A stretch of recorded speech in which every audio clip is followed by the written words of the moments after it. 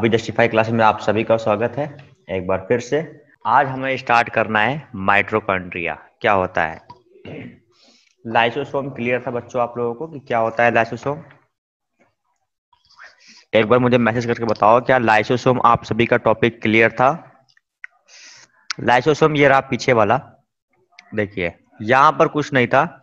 ये वही चीज था जिसमें पॉइजन्स के लिए वो एंडोप्लाज्मिक रेटिकुलम्स और गोल्जी एपिटस इसका फॉर्मेशन करते थे, है ना। ये पॉइजन्स को फॉर्मेशन करता था। अगर कोई भी अनवांटेड मटेरियल सेल के अंदर में एंट्री करता था तो ये उसे क्या करता था, खत्म कर उसके ऊपर जाता था, अपना लिक्विड मटेरियल ऊपर में छोड़ करके उस चीज को डिस्ट्रॉय कर दिया करता था। बस इतना सा काम है। देखिए ऊपर में लिखा भी है, lysosomes are a kind of waste disposal system of the cell. Cell का क्या होता है, वेस्ट डिस्पोजल होता है। Lysosomes are membrane bound sacs filled with the digestive enzymes. कह रहे हैं जिस भी चीज के ऊपर जाता था, ये कोई भी अनवांटेड चीज के ऊपर जाकर के उसको खत्म करने का काम करता था, इसलिए इसे हम बोलते हैं डाइजेस्टिव एंजाइम भी कहते हैं। मतलब ये किसी और चीज को खा करके खत्म कर देता है। तो चलिए आज इसी के सीक्वेंस में हम स्टार्ट करते हैं माइटोकॉन्ड्रिया। क्या होता है माइटोकॉन्ड्रिया, किसी को पता है?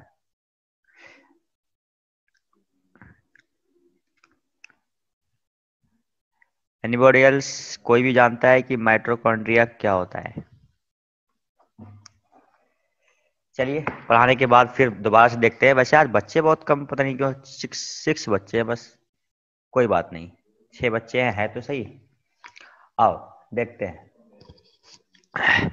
कह रहे हैं it is discovered by Fleming. एक साइंटिस्ट थे फ्लेमिंग, उन्होंने इसका खोज किया था।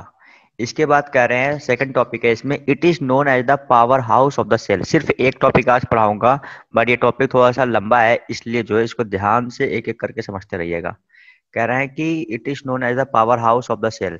सेल का पावर हाउस कहा जाता है। अगर हम इलेक्ट्रिसिटी की पावर हाउस की बात करें तो एक पावर हाउस होता है, कहने का मतलब एक ऐसा कमरा होता है जहां पर सारे के सारे इलेक्ट्रिक प्रोवाइड होते हैं। वहां से हर जगह इलेक्ट्रिक का डिस्ट्रीब्यूशन होता है। अगर आपके घर में लाइट आ रही है, वो लाइट भी उसी पावर हाउस से डिस्ट्रीब्यूट होकर के आपके घर आ रही है। बट एक कंडीशन होती है, जरूरी नहीं है कि वो इलेक्ट्रिसिटी वहां पर उस पावर हाउस में बनाया जाए, वहां पर जनरेट किया जाए, ये जरूरी नहीं है। अच्छा, कहने का मतलब कि कहीं और से लाइट लिया हमने उस पावर हाउस से, अब अपने उस स्टेट में या उस एक शहर में उसे क्या किया, हमने डिस्ट्रीब्यूट कर दिया। तो पावर हाउस एक तरीके से क्या हुआ, स्टोर, इलेक्ट्रिसिटी को स्टोर करके रखने वाला चीज है। वो स्टोर करेगा, स्टोर करने के बाद वो फर्दर आगे जहां जहां जिसको रिक्वायरमेंट होगी वो उसे बांटता रहेगा। ठीक है। अच्छा, इसके बाद हम देखते हैं कि absent, it is absent in prokaryotic cells. क्या होता है प्रोकैरियोटिक सेल्स? देखिए पूरा ये चीज एक बार आप पढ़ लीजिए, इसके बाद मैं बताऊंगा किस तरीके से किसमें प्रोकैरियोटिक होता है, किसमें अनकैरियोटिक होता है, किसमें ज्यादा चीज होता है, किसमें ज्यादा, वो बिल्कुल आसानी से क्लियर होगा। बट फिलहाल के लिए प्रोकैरियोटिक सेल का मतलब आप यही समझिएगा कि जब सेल्स का डिवीजन हुआ था ना, जो सबसे पहली सेल बनी थी उसे हम बोलते हैं प्रोकैरियोटिक सेल। ठीक है, जो सबसे पहले सेल बन करके आई थी वो बनेगी यहाँ पर प्रोकैरियोटिक सेल। अच्छा, तो अगर एक तरीके से कहा जाए, कोशिकाओं के विकास में सबसे पहले जो सेल बनी, यानी वही चीज मैंने कहा, कोशिका का जब डिवीजन होता है तो कोशिका बढ़ती है, मतलब कटेगा, बढ़ेगा, बढ़ेगा, फिर ऐसे ऐसे होती रहती है। उस दिन मैंने बताया था किस तरीके से कोशिका का डिवीजन होता है, सब कुछ हमने पुराने लेक्चर में पढ़ रखा है। तो यहाँ पर आज बस इतना जानिए कि कोशिकाओं का जब डिवीजन होता है तो वहां पर जो सबसे पहली सेल्स निकल के आती है उसे हम बोलते हैं प्रोकैरियोटिक सेल। इसके बाद कहते हैं, अब यहाँ से थोड़ा सा टॉपिक लेंदी चलेगा। ये 3 टॉपिक जो है देखिए, its shape may be spherical, filamentous और इवन रॉड शेप। मतलब कह रहे हैं, इसका मतलब क्या है कि इसका शेप क्या होता है, गोल हो सकता है, लंबा हो सकता है, रॉड के जैसा हो सकता है, कैसा भी हो सकता है। वो शेप यहाँ मैटर नहीं करता, है ना बात। ये बात यहाँ पर है कि शेप मैटर नहीं करता, शेप कैसा भी हो सकता है इसका। इसके बाद बात करते हैं अगला टॉपिक। ये देखिए, ये 2 टॉपिक थोड़ा सा, यही 2 मैटर है जिसकी वजह से मुझे आज एक ही टॉपिक लेके आना पड़ा। देखिए, double strands DNA along with RNA and ribosomes are found in mitochondria. देखिए, उस पुराने लेक्चर में हमने एक चीज पढ़ रखा था, क्या कि सेल होते थे, सेल के अंदर में न्यूक्लियस होता था, न्यूक्लियस के अंदर में क्रोमेटिन जाल हुआ करता था। उस क्रोमेटिन जाल में क्या होता था, वो डीएनए का बना हुआ होता था। इतनी बात हमने पुराने लेक्चर में देख रखा है। अभी की जो लेक्चर है इसमें भी सेम चीज है। यहाँ पर क्या है, जो ये मेम्ब्रेन माइटोकॉन्ड्रिया है, इस माइटोकॉन्ड्रिया में बिल्कुल उसी तरीके से जिस तरीके से हम न्यूक्लियस में सेल को देखते थे, वो डीएनए को देखते थे, है ना, वो क्रोमेटिन जाल हुआ करता था, बिल्कुल यहाँ पर भी वैसा ही। ये देखिए छोटा छोटा बना हुआ है, क्या है ये? क्रोमेटिन जाल, है ना। ये किसका बना हुआ है? डीएनए का बना हुआ है। इतनी बात क्लियर? अच्छा, इसके बाद हम देखते हैं कि एक चीज आपको बताऊं कि लगभग 2% यानी 2% ऑफ ह्यूमंस क्या होता है, नेचर, ह्यूमंस का नेचर इसी क्रोमेटिन जाल से, जो कि माइटोकॉन्ड्रिया का क्रोमेटिन जाल है, जो कि डीएनए का बना होता है, इसी डीएनए से इंसान का बिहेवियर भी 2% मात्र बिहेवियर इस क्रोमेटिन जाल से होता है।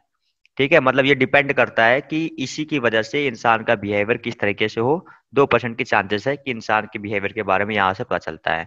इस पे एक्सेप्शन भी है कि 2% है कि 5% है, ये थोड़ा सा एक्सेप्शन केस चलता है, बट मिनिमम हम 2% मान के चलते हैं। अच्छा, किसी ने बच्चे ने जो है यहाँ पर छेड़छाड़ किया है। रुको, पहले मैं ये चीज बंद ही करूँ। हाँ, अब बच्चों, जो कोई भी आपने किया है आप नहीं कर पाओगे आप। बस। अच्छा, इसके बाद चलते हैं, देख रहे हैं आगे। कह रहे हैं माइटोकॉन्ड्रिया के अंदर भी डीएनए पाया जाता है, ठीक है, जिसमें 2% क्वालिटी ऐसी है, गुण ऐसी है, जो गुण है ना, वो माइटोकॉन्ड्रियल डीएनए पर निर्धारित करता है। मैंने कहा था कि 2% ऐसी चीजें होती है जो कि माइटोकॉन्ड्रियल डीएनए पर ही निर्धारित होती है।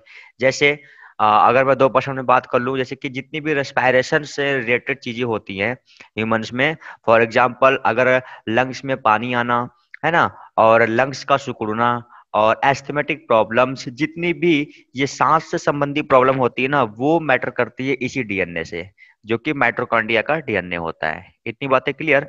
फिर कह रहे हैं वो इन वजह से निर्धारित होता है कि जिसे हम, मतलब कह रहे हैं इनका ये चेंजेस माइटोकॉन्ड्रियल चेंजेस कहलाता है, जिसकी माइटोकॉन्ड्रिया से जो भी चेंजेस होता है उसे माइटोकॉन्ड्रियल चेंजेस कह लेंगे। और आपको बताऊं कि और टेक्नोलॉजी के अंदर कह रहे हैं एक शब्द पाया जाता है। कौन सा शब्द पाया जाता है? Three parent body. कौन सा शब्द पाया जाता है टेक्नोलॉजी के अंदर, जो कि हम बायो में यूज करते हैं? बताऊं आपको, एक मिनट, यहाँ पर लिखता हूँ।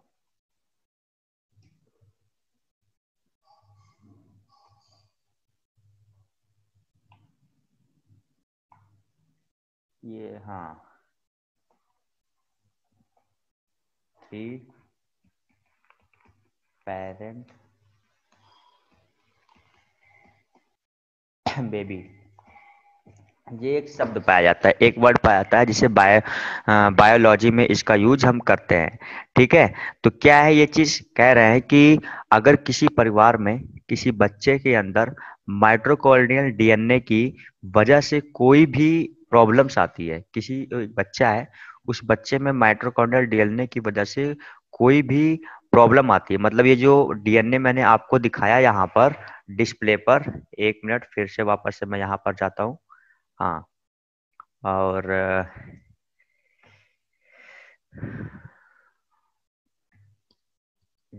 ये देखिए, ये जो यहाँ पर छोटा सा डीएनए आपको दिख रहा है, ये छोटा सा ये डीएनए में कह रहे हैं अगर किसी भी तरीके से कोई भी प्रॉब्लम्स आती है, ठीक है, फिर कह रहे हैं तो उस डीएनए को उस जाइगोट से निकाल कर, मतलब यहाँ से निकाल कर क्या करते हैं, किसी स्वस्थ मनुष्य का डीएनए उसमें ट्रांसफर कर दिया जाता है।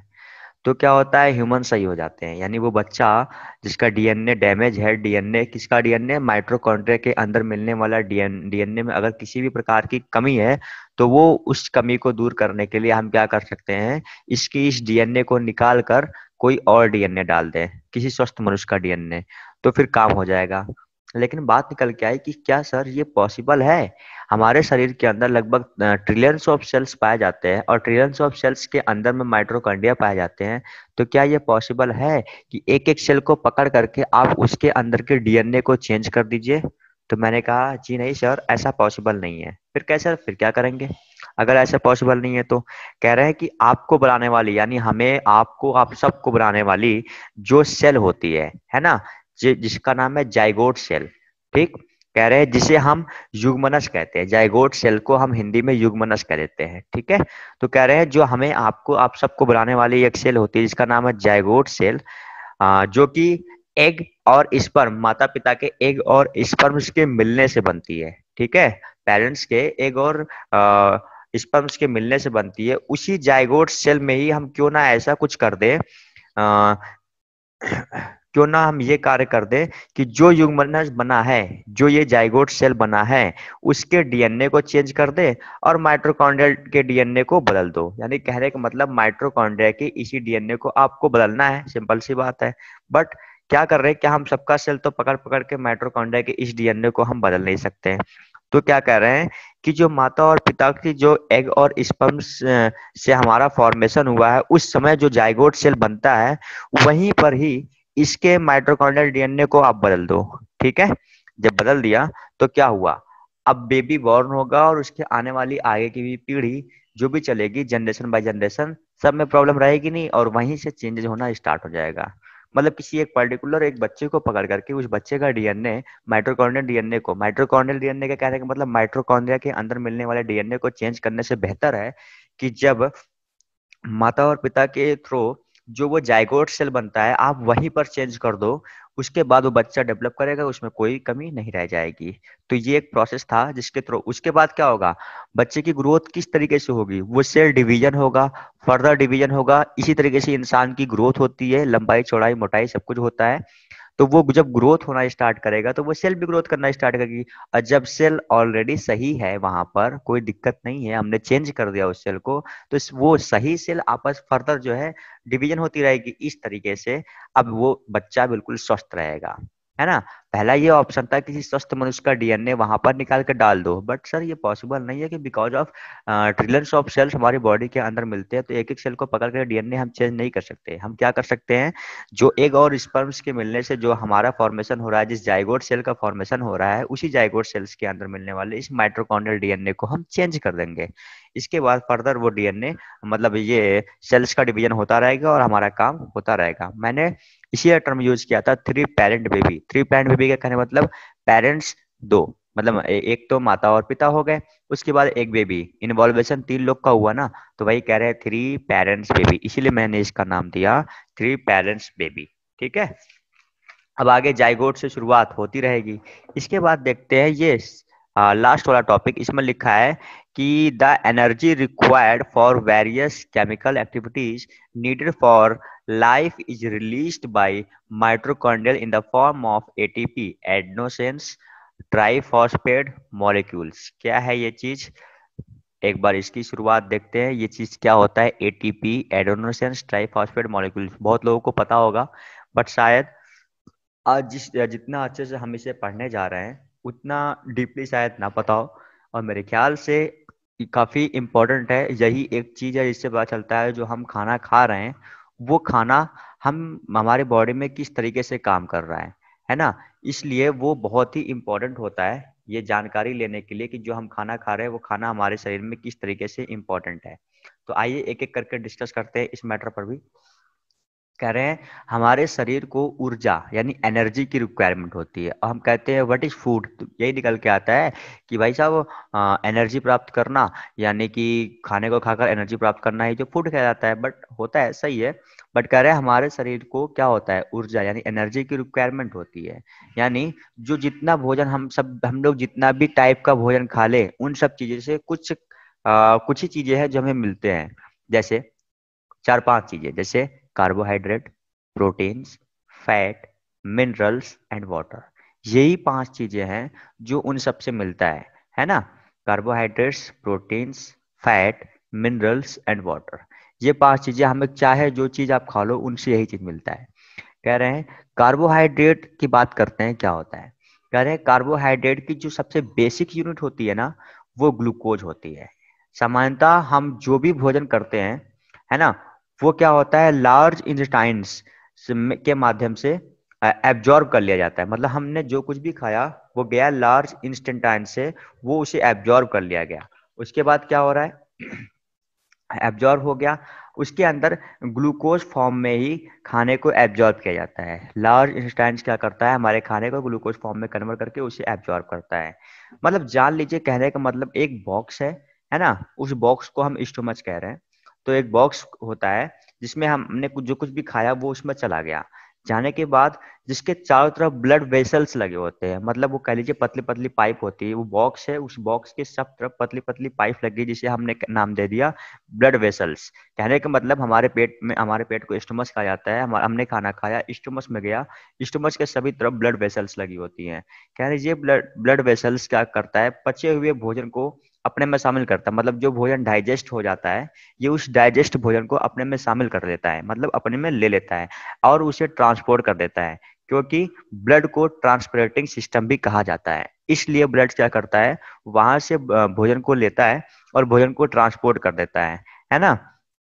हाँ, क्यों इसीलिए ब्लड का नाम ट्रांसपोर्टिंग सिस्टम कहा जाता है।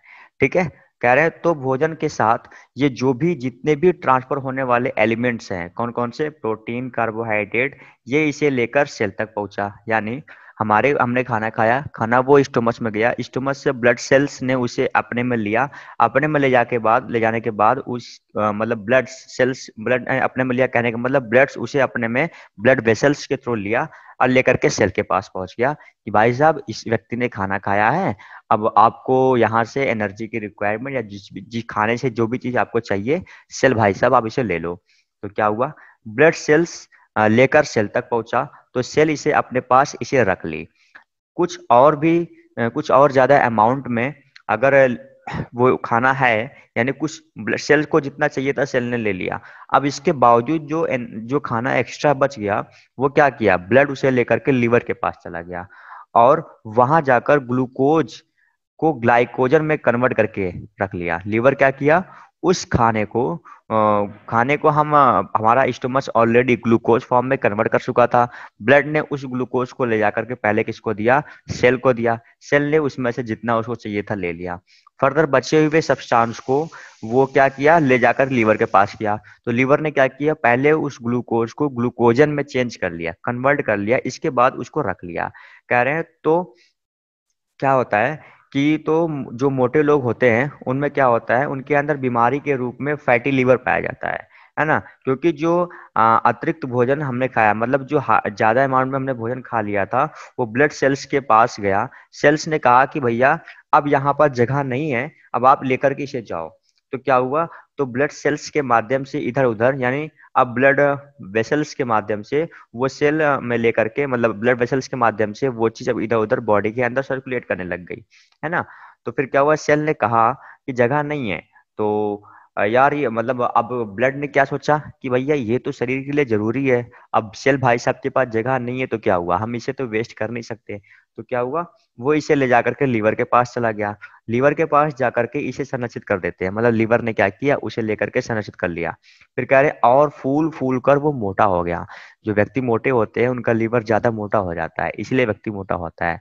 और लीवर मोटा क्यों होता है, क्योंकि सेल्स ने उस खाने को जितना चाहिए था ले लिया, बाकी एक्स्ट्रा खाना जो था वो ले जाकर के लीवर को दे दिया। तो लीवर खाते खाते खाते खाते एक्स्ट्रा खा जाता है, जिससे वो क्या हो जाता है, मोटा हो गया। तो क्या होता है, डॉक्टर लोग ना ऐसे मोटे लोगों को देख करके ही बोल देते हैं कि भैया आपका जो लीवर है वो फैटी लीवर हो गया है, आपको बीमारी कह लो या जो भी कह लो, आपका लीवर जो हो गया फैटी लीवर हो गया है, इसको कम करिए। तो हमने कहा कि जी कैसे कम करेंगे, तो उन्होंने कहा कि आप अब ग्लूकोज खाना बंद करिए। लीवर क्या करता था, वही ग्लूकोज को लेता था, ग्लूकोज को लेकर के उसे कन्वर्ट कर लेता था ग्लूकोजन में, फिर अपने पास रखता था। तो जितनी बार के उतनी बार बार बार ऐसे करता था, तो वो ग्लूकोजन में मना नहीं करता था सेल के तरीके से कि सेल मना कर दे, मना नहीं करता है, वो सेल ने तो मना कर दिया, लेकिन वो बहुत पेटहा आदमी है, उसने क्या किया, मना नहीं किया, वो उसको लेकर के अपने पास रख लेता था, यानी उस ग्लूकोज को ग्लूकोजन में चेंज करके अपने पास उसने रख लिया, जितनी बार ले जाओ उतनी बार ले लिया। मोटे लोग क्या करते हैं, एक्स्ट्रा खा लेते हैं, वो एक्स्ट्रा खाना ही जाता है लीवर के पास, तो लीवर फूल करके मोटा हो गया। तो डॉक्टर ने कहा कि भाई साहब आपका लीवर जो हो गया है, मतलब आप मोटे इसलिए हो जा रहे हो, मतलब मोटे लोग कहाँ है डॉक्टर के पास जाते हैं, सर क्या करिए बताइए, कुछ ऐसा दिक्कत हो सही कर दीजिए हमें, हम पतले हो जाए। तो डॉक्टर ने कहा भाई साहब ऐसा है कि आपने इतना ज्यादा खा लिया है, जिसकी वजह से आपका लीवर फैटी लीवर हो गया, आप इसे कम करिए। तो उन्होंने कहा कि भाई साहब कैसे हम कम करें, तो डॉक्टर ने कहा कि आप जितना कुछ भी खाते हैं, यानी साधारण से कहते हैं आप खाना कम करिए, ये दवाई खाइए, ऐसा ना, खाना कम करिए का कहने का मतलब क्या है कि आप एक डाइट, बैलेंस डाइट लीजिए, बैलेंस डाइट में जितना आता है आपके शरीर के वेट के अकॉर्डिंग या हाइट लंबाई के अकॉर्डिंग आपको खाना दिया जाता है, वो कह देते हैं कि आप खाना कम करिए, है ना, बैलेंस डाइट करिए, जितना आपको चाहिए उतना खाइए, एक्स्ट्रा मत खाइए। तो वो एक्स्ट्रा मत खाइएगा कहने का मतलब क्या होता है, आप ग्लूकोज मत खाइए, है ना। तो क्या होगा, जब आप ग्लूकोज नहीं खाएंगे तो फैटी लीवर में बना हुआ ये ग्लूकोजन धीरे धीरे धीरे धीरे गल गल कर निकलने लगता है। बात क्लियर। ये ग्लूकोजन क्या होता है, धीरे धीरे गल गल के निकलने लगता है। अच्छा, एक मिनट। अच्छा, हाँ, अब क्या हुआ, जब ये धीरे धीरे गलने लग जाएगा तो आप पतले होने लग जाओगे, है ना। ऐसे ही अब ये बात समझ में आई किस तरीके से ये खाना सेल्स के थ्रू, किस तरीके से ये खाना ब्लड वेसल्स के थ्रू, किस तरीके से यही खाना लीवर्स के पास पहुंचता है, किस तरीके से कोई इंसान मोटा हो जाता है, और मोटे होने के बाद किस तरीके से डॉक्टर उसे सलाह देते हैं पतला हो जाओ। पतले होने में डॉक्टर सलाह देते हैं कि आप खाना कम खाओ। खाना खाने कम खाने का मतलब, क्योंकि अगले को उतनी बायो आती नहीं, तो वो तो बायो में समझाएंगे नहीं, वो कहेंगे खाना कम खाओ। खाना कम खाने का मतलब उनका होता है भैया आप ग्लूकोज कम खाओ। ग्लूकोज कम खाओगे इसका मतलब क्या हुआ, अब आपको क्या करना है, ग्लूकोज आप कम खाओगे, धीरे धीरे वहां से आपका जो लीवर ग्लूकोजन एक्स्ट्रा ग्लूकोजन जो था आपने बना करके स्टोर कर रखा था, अब वहां से वो धीरे धीरे मेल्ट होकर के निकलता रहेगा, जिससे कारण आप पतले होते जाओगे। बताओ, इतना कॉन्सेप्ट मजा आया सुन करके। चलिए अब बात करते हैं आगे की। इसमें कह रहे हैं, ये तो रही बात किस तरीके से ग्लूकोज को ग्लूकोजन के रूप में लीवर ने अपने पास रख लिया। कह रहे हैं ऐसे ही अपने साथ ब्लड कंटेन करता है फैट को, ग्लूकोज को कंटेन किया, अब फैट को कंटेन करेगा। वो फैट भी मसल्स में अंदर जा करके, मसल्स ब्लड्स में जा करके स्टोर हो जाता है। कहने का मतलब फैटी बॉल्स के रूप में, हाँ सिंपल से कह लो कि हमने ग्लूकोज खाया, ग्लूकोज तो ग्लूकोजन में कन्वर्ट हो गया, है ना, और कन्वर्ट हो जाने के बाद लीवर में इकट्ठा हो गया, है ना। इसके बाद कह रहे हैं, एक मिनट से एडमिट करूं, हाँ, ग्लूकोज क्या हुआ, ग्लूकोजन में कन्वर्ट हो गया। कन्वर्ट हो जाने के बाद किसने किया था कन्वर्ट, लीवर ने किया था, तो लीवर ही उसे रखेगा, भाई साहब मैंने कन्वर्ट किया है, ये मेरा अधिकार है, मुझे मेरे पर रहने दो। लीवर ऐसे कहते कहते कहते कहते खा पी कर तगड़ा मोटा हो जाता है। इसके बाद बात चलती है फैट की। तो ब्लड में क्या होता है, फैट भी होता है। अरे आपने खाना खाया था, उस खाने में क्या क्या चीज था बताया था, carbohydrate, proteins, mineral, fats, vitamin, है ना, और वाटर, इतना चीज था। अब तो अब बात हो गई ग्लूकोज की, कार्बोहाइड्रेट्स की, ये सब बात हो गई। बात चलती है फैट की। अब जो ब्लड में फैट है उसका क्या होता है, फैट जो होता है वो बॉल्स, फैट बॉल्स के रूप में बॉडी में इकट्ठा हो जाता है। कहने का मतलब कहीं कहीं आप बहुत लोगों को देखते होंगे, जो लोग मोटे तगड़े होते हैं, ऐसे मेरे हाथ पे तो है नहीं बट ऐसे बॉडी पे ऐसे गोल गोल गांठ सा बन जाता है ना, बॉडी पे गोल गोल गांठ सा ऐसे बन जाता है। वो क्या होता है, वहां पर उनका वो फैट इकट्ठा हो जाता है। बात समझ में आई, क्या होता है, वो फैट है, फैट बॉल्स के रूप में इकट्ठा हो जाता है। बात रही प्रोटीन्स की। प्रोटीन्स क्या होता है, प्रोटीन्स एक ऐसी चीज है जिसकी वजह से आपके बाल लंबे लंबे होते हैं, नाखून लंबे लंबे होते हैं, स्किन का कलर चेंज हो जाता है, और बॉडी का ग्रोथ बहुत अच्छे से होता है। इसलिए प्रोटीन्स भी हमारी बॉडी के लिए रिक्वायरमेंट है, और काफी हायर मात्रा में प्रोटीन्स की रिक्वायरमेंट होती है। साक्षी रावत, आवाज सही हो गई। अच्छा, देखो 10 मिनट बचा है, थोड़ा सा और फटाक से टॉपिक में खत्म करता हूँ। मेरा टॉपिक बिल्कुल टाइम से इस समय हो जाता है ना। आ जाओ। आ, एक मिनट इसका मैसेज देख लूँ सही हुआ कि नहीं हुआ। यस सर, चलो ठीक है, बहुत बढ़िया। हाँ, आगे बात करते हैं। कह रहे हैं कि हमने देख लिया ग्लूकोज, फैट, प्रोटीन्स, है ना, प्रोटीन स्किन का कलर चेंज, बॉडी का ग्रोथ अच्छी होता है। अब कह रहे हैं माइटोकॉन्ड्रिया से और सेल को रिलेट करते हैं। कह रहे हैं सेल के पास जब ग्लूकोज आया तो सेल को जितना आवश्यक था, आवश्यकता थी उसकी, वो ग्लूकोज को रख लिया। अब सेल को भी तो कार्य करना है, मतलब सेल को अभी आगे काम करना है।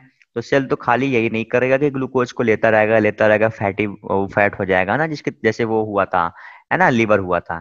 तो यहाँ पर कह रहे हैं अब सेल को आगे भी तो कार्य करना है, तो क्या होगा, इसको डिवीजन करना है, सेल डिवीजन करना है, लाइसोसोम्स बनाना है, प्रोटीन बनाना है, इतना सब कुछ काम इस सेल के पास अकेले है।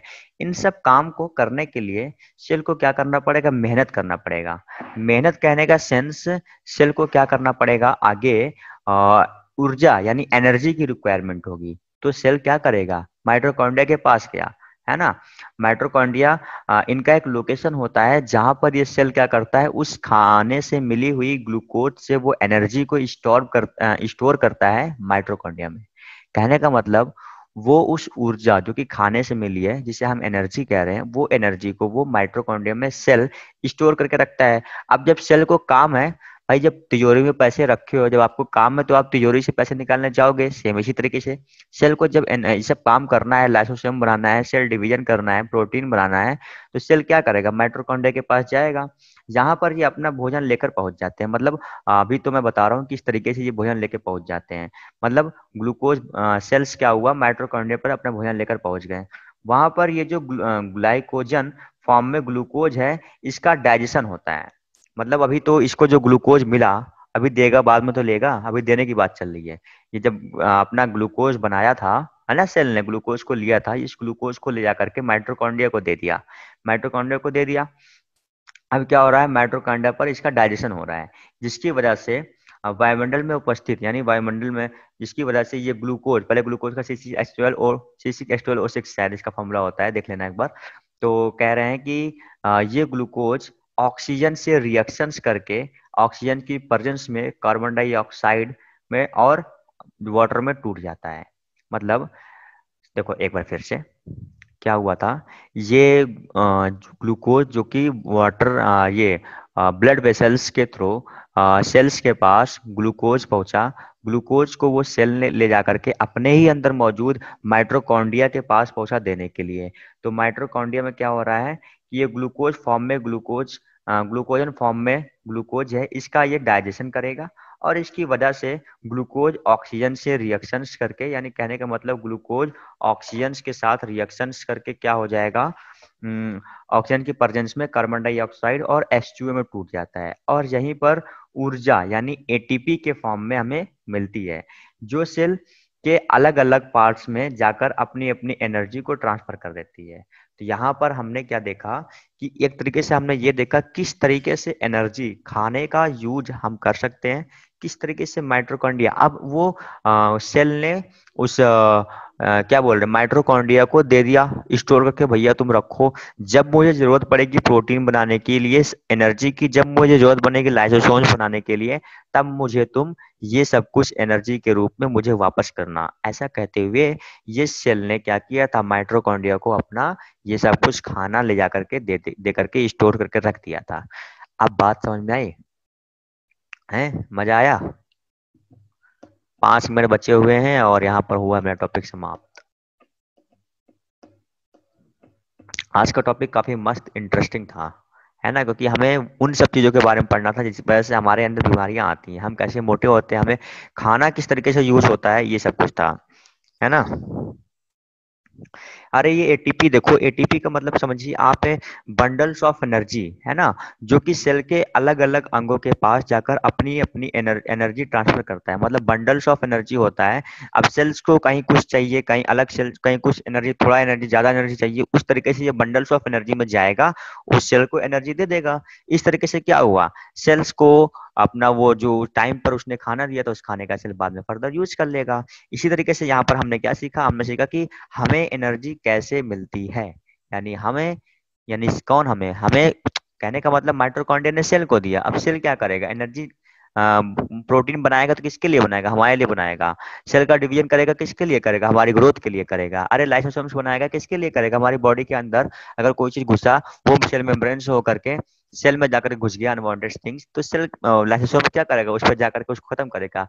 यानी सेल किसके लिए काम कर रहा है, सेल हमारे लिए काम कर रहा है। तो सेल को एनर्जी की रिक्वायरमेंट किसके लिए पड़ेगी, अरे हमारे लिए पड़ेगी, है ना। सही बात है, मजा आ गया। अब बताओ, मजा आया?